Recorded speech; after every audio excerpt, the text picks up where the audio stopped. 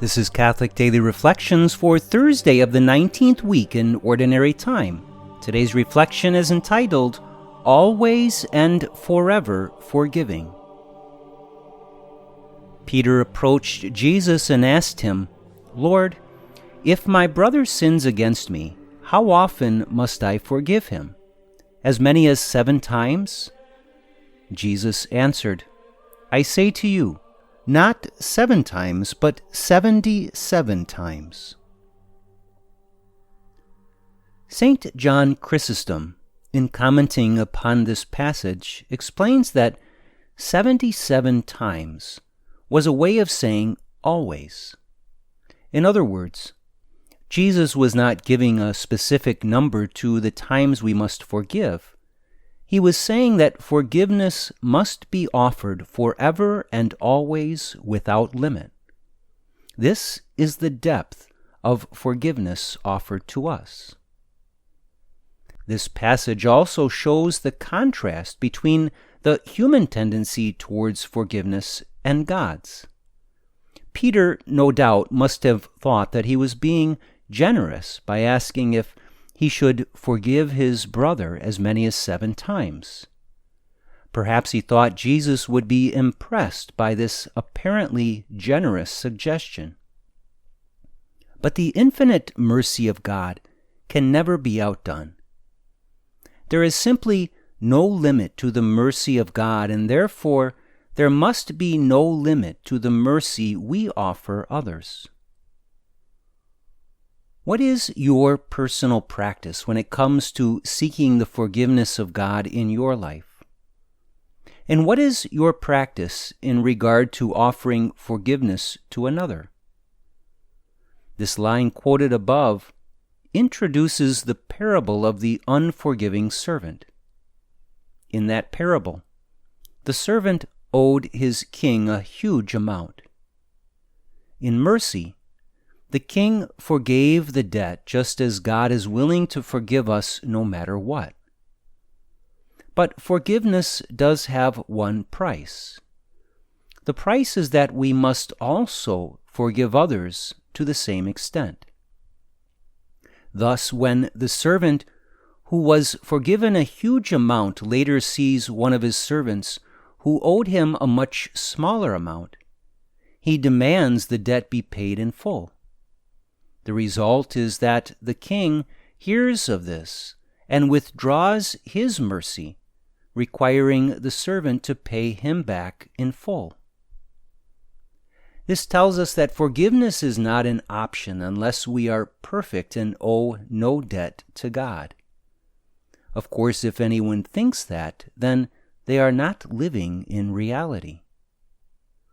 As we read in the letter to the Romans, all have sinned and fall short of the glory of God. As a result, it is essential that we offer forgiveness always and everywhere without condition, without limit, and without hesitation. How easily do you do this? How fully do you forgive? One of the hardest persons to forgive is the one who has no sorrow for their sin.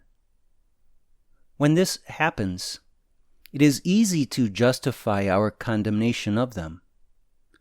One thing that might be helpful to reflect upon if you are currently withholding forgiveness from another and remain angry, bitter, or hurt, is that your lack of forgiveness does more damage to your own soul than to theirs. By refusing to forgive, you do immeasurable damage to your soul and to your relationship with God. Remaining angry and hurt only leads to more anger and hurt. It leads to vengeful thinking and even acting. And that is a sin for which you will be held accountable. Reflect today upon the infinite depth of mercy and forgiveness you are called to offer to each and every person who has or will hurt you. To forgive is certainly not to excuse. On the contrary, The act of forgiveness acknowledges the sin.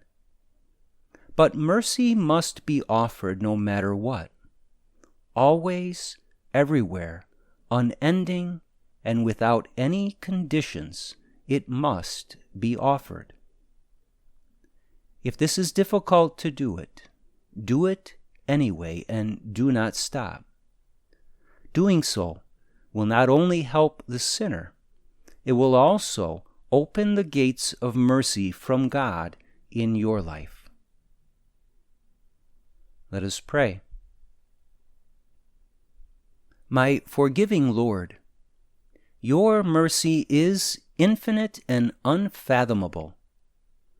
You desire to forgive every sin in my life and to restore me completely to a life of perfect union with you. I accept this gift of forgiveness in my life, dear Lord, and I freely choose to offer this same depth of mercy to everyone who ever has or ever will sin against me. I forgive as completely as I can. Please help me to imitate your unending mercy. Jesus, I trust in you.